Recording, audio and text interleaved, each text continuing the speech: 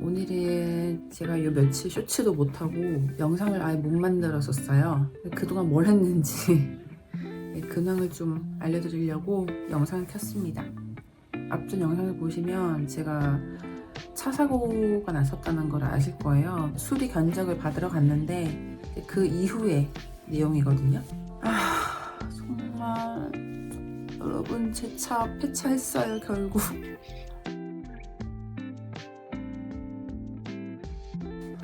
RACQ에서 연락이 왔던 게, 제가 수리 견적을 받던 날이 수요일이었는데 이제 그 다음 주 월요일, 이번 주였죠? 연락이 와서 너네 이거 수리 비용이 더 많이 나와서 폐차를 해야 돼. 폐차를 시키고 이제 그만큼 보상 처리를 해줄게, 이렇게 된 거예요. 수리가 보상해줄 수 있는 그 범위 안의 금액이면은 수리를 하는 쪽으로 진행을 하는데 견적이 너무 많이 나오고 그래서 견적이 너무 많이 나와서 수리를 할 가치가 없고, 이제 대신 그 마켓 밸류라고 해서 이 차가 나중에 폐차를 하거나 사고가 났을 때 금액 측정을 어떤 식으로 할 건지 선택을 하는 게 있거든요. 거기에 마켓 밸류, 그러니까 지금 시세로 할지 아니면 내가 이 차를 샀던 그 값만큼 할지 본인이 기재를 하는 게 있는데, 저는 그때 마켓 밸류를 했었어요. 그래서 RACQ에서 8,000불이라고 처음에 했는데 그것도 나중에 말이 바뀌어서 7,500불이라고 하는 거예요. 그 금액을 주겠다, 폐차를 시켜야 된다라고 하더라고요. 너무 정이 든 차여서 쉽게 못 놔주겠는 거예요. 그래서 계속 이제 상담원 통해서 방법을 물어봤죠. 폐차하지 않고 이거를 쓸 수 있는 방법이 없냐. 그러니까 없대요. 수리 견적이 큰 것도 그렇지만 지금 현재 이 차를 가지고 도로 주행을 하는 것은 위험하다라고 얘네가 판단을 해서 이제 라이트 오프라고, 이 차를 가지고는 현재 호주 어느 지역에서도 운전을 할 수 없게 이렇게 처리를 해버린 거죠. 그래서 선택권이 없이 이제 다른 차를 구해야 했었어요. 제 보험을 들 때 차 사고가 나고 다른 차를 구하는 동안, 아니면 차 수리를 하는 동안, 그러니까 제가 제 차를 탈 수 없게 된 그 기간 동안이죠. 그 기간 동안 이제 렌트를 할 수 있도록 또 신청을 해놨었거든요. 그러니까 The Hire Car인데 그걸 또 신청해놨어서 수요일에 제가 차를 받았어요. 그 렌트카를 받으러 갔어요. 지금은 그 렌트카를 계속 이용 중이고, 보험사에서 약 한 15일 정도, 약 2주 정도 렌트를 하게 신청해놨더라고요. 근데 렌트비는 무료고 저 같은 경우는 이제 보험사에서 지급이 되는 거죠. 근데 그 렌트카를 타고 다닐 동안에 제가 사고가 날 수가 있잖아요, 그 차에 대해서. 거기에 대한 또 보험을 신청할지 말지 물어보더라고요. 그래서 하지 말까 하다가 한번 이번에 사고가 나고 나서 좀 불안한 거예요. 그래서 그것도 100불 주고, 한국도 한 95,000원 정도 주고 신청을 하고 그랬습니다. 차는 현대 거 아이솔트 새 차를 주더라고, 부담스럽게. 아니 1000km밖에 안 탄 걸 주는 거예요. 엄청 부담스러워서 너 왜 이렇게 새 거를 주냐, 너무 부담스럽다, 좀 다른 차 없어? 하니까 웃으면서 you'll be fine 이러길래 그래 알았어 하고 이렇게 지금 쓰고 있는 중입니다. 네, 그래서 사고가 어떻게 났었는지 설명을 해드릴게요. 남자친구가 퇴근을 하는 길이었어요. 내 차가 이제 앞차들이 너무 느려서 100km 구간에서 80, 70 이렇게 가고 있어서 깜빡이를 켜고 추월 시도를 했는데, 이제 그 중간에 끼어있던 차가 남자친구를 못 보고 사이드 미러 체크를 안 하고 추월을 하려 했던 거죠. 오버트랙을 하려 했던 건데, 그러면서 사고가 난 거예요. 상대방 차는 데미지가 그렇게 크지가 않았어요. 딱 육안으로 봐도 좀 긁혔네 하는 정도. 근데 저희 차가 왼쪽 편에 이렇게 다 긁힌 거죠. 근데 긁힌 걸 떠나서 판넬도 들리고 조수석 문도 똑바로 못 열 정도였으니까, 앞전 영상에서 사진 보셨겠지만 그런 상황이었어요. 근데 상대방이 또 좀 여러 가지 개인적인 문제가 많았던, 그러니까 뭐 보험이나 면허증이나 좀 여러 부분에서 문제가 있었는데, 다행히 상대방 과실로 판명이 났고 이제 모든 보험 처리는 아마 그쪽에서 보험사로 배상을 해주지 않을까. 그렇습니다. 여기서 여러분들이 또 알아두시면 좋을 게 있어요. 제 차가 이렇게 사고 난 적이 처음이거든요. 그러니까 한국에서 운전할 때도 특히 차 사고가 난 적이 없었어요. 근데 저도 이번 기회를 통해서 많이 배웠거든요. 여러분들께도 하나 팁을 알려드릴게요. 교통사고가 나면 사고가 난 이후에 차를 옮길 수 있는 상태, 그러니까 차를 좀 몰 수 있는 상태면은 그 자리를 벗어나도 괜찮아요. 그러니까 각자 정보를 교환하고 나서 뭐 보험사를 통화하든지 경찰에 신고를 하든지 그렇게 하면 되는데, 만약에 차 파손 상태가 정말 심하다 그러면 경찰 바로 부르셔야 돼요. 그리고 뭐 보험사를 바로 부르시든지. 이 정보 교환은 법적으로 상대방하고 내가 개인 디테일을 꼭 공유를 해야 돼요.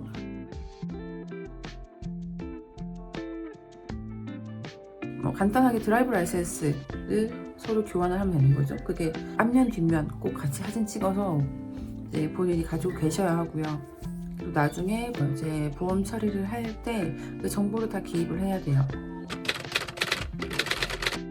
아마 대부분은 다 줄 텐데, 만약에 상대방이 주기 싫어한다 그러면 이제 너 이거 법적으로 다 전부 공유해야 되는 거다 이렇게 얘기를 하시고요. 만약에 그렇게 해도 싫다라고 하시면 경찰에 신고하세요. 모든 경우가 그렇게 될지 모르겠는데 저희 같은 경우는 이제 얘가 처음에 본인 디테일을 다 안 주려고 했었어요. 저희가 이제 경찰서에 갔을 때 브로셔를 봐서 그거 사진 찍어 보내줬어요. 경찰서에서도 이렇게 하라고 한다, 정보를 달라, 이게 싫다 하더라고요. 그러면 여기 적혀 있는 대로 우리는 이제 리포트를 하겠다라고 했더니 그럼 그렇게 해 이러더라고요. 그게 더 깔끔할 수도 있겠다 싶어서 오케이 알았어 리포트를 했죠. 나중에 알고 보니까 이렇게 접수를 하면 뺑소니로 처리가 되더라고요. 저희한테 이제 그 리포트 결과에 대해서도 이메일로 오고, 나중에는 이 상대방도 그 상황을 다 이해를 하고 저희한테 정보를 줬어요. 얘도 호주애가 아니었기 때문에 뭐 이렇게 사고 난 게 처음이었는지 정신이 없었는지 그래서 그 당시에는 정보를 안 줬던 것 같더라고요. 나중에 정보를 다 받고 나서 이제 그 경찰에 리포트한 것도 취소를 할 수 있어요. 여러분들 중에 나중에 사고가 나서 저처럼 이렇게 폐차를 해야 될 경우가 발생될 수가 있잖아요. 그러면 이제 보험사 측에서 수리금이 약관을 통해서 지급할 수 있는 금액보다 많이 나온다. 그러면 합의금을 얼마 주고 폐차를 시켜야 한다 라고 할 경우가 있는데, 이럴 경우에 그 합의금에 대해서 잘 알아보셔야 돼요.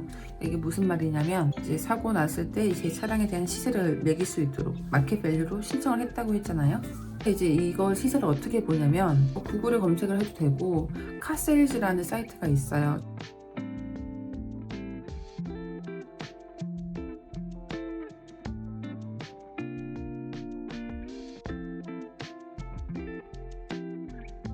중고차나 새차 거래하는 사이트인데, 이제 여기 들어가서 본인 차와 동일한 차, 그러니까 연식, 키로수, 모델명, 뭐 색상도 그렇고 검색을 하면 이제 리스트업이 될 거예요. 거기서 이제 금액을 대충 보는 거죠. 그런데 제 차 같은 경우는 7,500불이다 라고 했는데, 아무리 봐도 8,000불, 7,500불을 주고 제 차와 동일한 컨디션 차를 찾을 수도 없고 할 수도 없는 거예요. 거의 보통 9,000불, 10,000불 이렇게 상품들이 올라와 있어서 일단 지금 그거는 다 캡처를 해놨고 보험사에 지금 컴플레인을 걸었습니다. 네, 상황 설명을 했죠. 너네가 측정한 내 차에 대한 가치가 이 정도라고 했는데 지금 아무리 시세를 봐도 이 금액으로는 내 차와 동일한 컨디션의 차를 살 수가 없다. 그러니까 합의금 올려야 된다라고 컴플레인을 걸었고, 다음 주 월요일에 통화를 하기로 했어요. 머리가 아픕니다. 월요일에 보험사로부터 통보를 받고 나서 이제 중고차 거래 사이트, 페이스북, 휴대폰으로도 그렇고 매일매일 진짜 눈이 빠지게 알아봤었어요. 예산을 높이면 더 좋은 차를 할 수 있겠지만 저희는 지금 모아둔 돈을 최대한 건들지 말자는 쪽으로 생각을 하고 합의금이 지급되는 그 선에서 최대한 차를 알아봐야 하는 상황이었거든요. 근데 매물이 진짜 많지가 않더라고요. 차 4대에 대한 인스펙션 예약을 잡고 이제 남자친구도 그날 하루 오프를 쓰고 출발을 했어요. 아침 10시 반쯤에 출발을 해서 돌아오니까 밤 11시더라고요. 거의 12시간을 꼬박 운전을 하고 차를 보고 했는데 정말 쉽지 않았습니다. 이번에 차 인스펙션을 할 때 저희끼리 하지 않았고 카카오톡 단톡방에 동행 인스펙션 해주시는 분이 계셨어요. 그분께 의뢰를 해서 이제 같이 갔습니다. 저희가 4개의 인스펙션을 잡았지만 1개는 취소가 됐고 나머지 3개에 대한 이제 인스펙션을 그분께 의뢰를 하고 같이 다녔는데 그 의뢰 비용도 만만치가 않았어요.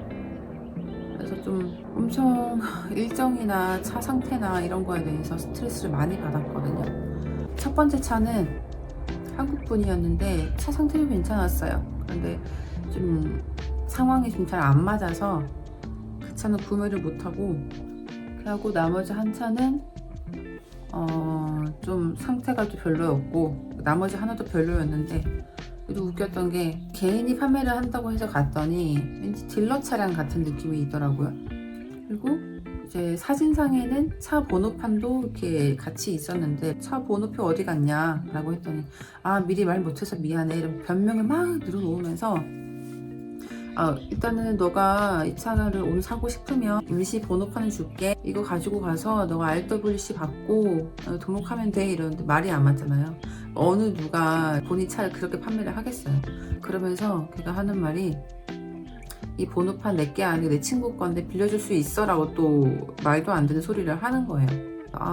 사고 이력은 없는 차였는데 여러가지 좀 상태도 안 좋았고, 특히 이제 엔진 오일 쪽에 뚜껑을 열었을 때 슬러지가 엄청 껴있는 거예요. 그래서 그 차도 불발이 나고 정신없이 하루를 보내고 다시 투움바로 돌아왔습니다. 아무런 소득이 없었어요. 정말 저랑 남자친구 둘 다 너무 스트레스를 받아서 저희랑 차 사고 날 상대방에는 차를 잘 끌고 다녀요. 걔는 폐차를 할 정도가 아니었기 때문에 너무 억울하더라고. 왜 우리만 이렇게 고생을 해야 되는 거냐며. 그렇게 밤 11시에 집에 도착을 해서 좀 더 알아봤어요. 남자친구랑 했던 말이, 우리 아니면 그냥 이 금액 안에서 아무 차나 고르자 이랬는데 어차피 또 그래요. 그럴 수가 없잖아. 그래서 좀만 더 알아보자, 이 투움바 안에서 최대한 알아보자 라고 한 번 더 마음을 다잡고 그 밤에 또 새벽 1시까지 또 막 검색을 했습니다. 그래서 최종 리스트업이 된 게 차가 2개가 있었어요. 하나는 현대 iX였고 하나는 혼다 CR-V였는데, 그리고 또 다음날 아침에 또 급하게 연락을 계속해서 인스펙션을 잡았어요. 혼다 같은 경우는 할머니 할아버지가 타시던 차였는데 차 안팎으로 좀 많이 낡아 있더라고요. 전반적인 차 어떤 그런 기계적인 부분에서의 상태는 너무 좋았어요. 그리고 현대 iX 같은 경우는 차 내부 외부 다 괜찮았는데 이 차는 또 RWC가 없는 상황이라서 받아야 했었는데 차주가 다음 주 월요일이나 된다는 거예요. 저희는 차가 최대한 빨리 필요한 상황이었고, 그래서 막 독촉을 했죠. 어떤 식으로든 조율을 하려고. 다행히 현대 iX 차주의 와이프가 이제 집에 있는 상황이라서 그 와이프랑 그 차주의 남동생이 같이 와서 정비소로 같이 갔습니다. 그러니까 제가 봤을 때는 차에 대해서 큰 문제는 없는 것 같았는데, 그래도 혹시 모르니까 이제 좀 전문가분 통해서 인스펙션을 하고 싶어서 투움바에 한인 정비소가 있어요. 거기 예약을 하고 방문을 했어요. 제가 봤던 대로 큰 문제는 없다고 하더라고요. 이거 구매해도 괜찮을 것 같다고 말씀도 해주셨고, RWC도 받았고, 앞바퀴를 잡고 있는 그 서스펜션 쪽만 수리를 하기로 하고 금액적으로도 합의를 보고 현대 iX를 구매를 했습니다. 근데 금액은 저희가 당초에 이제 잡았던 예산 7,500, 8,000보다는 좀 더 많은 금액으로 했고, 어쩔 수가 없더라고요. 경차를 몰고 다니기에는 위험 부담이 있었고, 그래서 이번 일을 통해서 깨달은 게 있어요. 나만 운전을 잘한다고 해서 사고가 안 나지 않는다. 여러분 정말 조심하세요. 진짜. 다행히 남자친구가 다치는 데가 없어요. 다쳤으면 정말 크게 다쳤을 상황이었는데 수호령이 지켜주는 건지 갑자기 귀신 타령이지. 아무튼 정말 다행히 남자친구는 다친 데가 하나 없고 건강합니다. 여러분도 항상 안전운전 하시고 추월하실 때는 앞차가 어떤 애인지 한번 파악을 하시고 추월 시도를 하시고요. 중고차도 요즘에는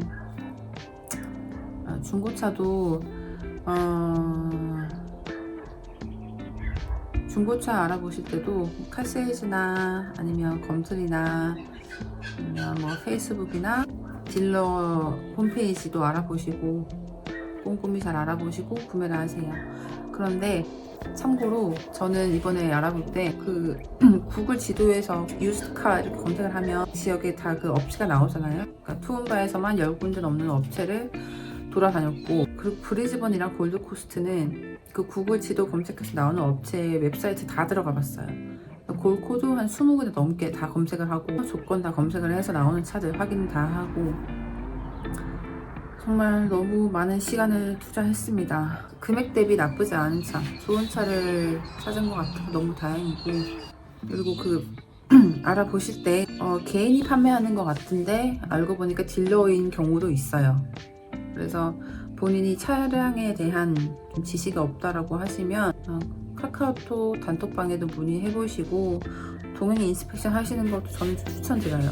세대를 보다 보니까 아무래도 금액적인 부분에서 조금 지출이 있었어요. 그런데 옆에서 이제 그분이 하시는 거를 보고 이렇게 눈동냥으로라도 보면 본인이 배우는 게 분명히 있거든요. 그래서 저 같은 경우도 브리즈번에서 이제 그분과 같이 동행을 하면서 인스펙션 하는 거 어떻게 하시는지 대충 보고, 투움바에서 제가 어제 그 현대 IX 차량을 인스펙션 할 때 그래도 보는 눈이 조금은 넓어진 것 같아요. 조금은. 요즘 제가 너무 바빠서 영상 업로드를 잘 못했는데 다시 시작을 하겠습니다. 오늘 안전운전 하시고 무사고가 제일 좋겠죠? 앞뒤 잘 살피고 운전하시고요. 전 다음 영상에서 찾아뵙겠습니다. 안녕. 너무 힘들다.